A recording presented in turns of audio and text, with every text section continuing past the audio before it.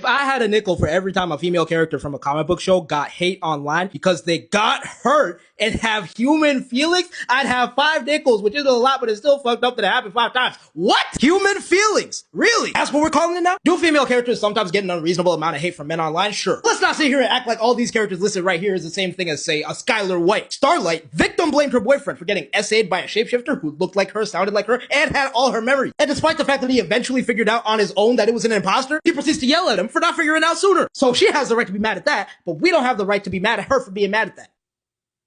Okay. Flip the genders and tell me that's a storyline that will fly in today's social climate. I dare you. I fucking dare you. Meanwhile, Rose trifling ass stepped out on the one dude who was down for her despite not being able to touch her without fucking dying to get in the sack with a man who was old enough to be her grandfather. And not 2 months ago was a genocidal madman who was trying to wipe the whole squad off the map. Only switched up when her real man laid down his life to save her. You telling me she doesn't deserve the slightest bit of criticism for how she was moving through that arc? Really?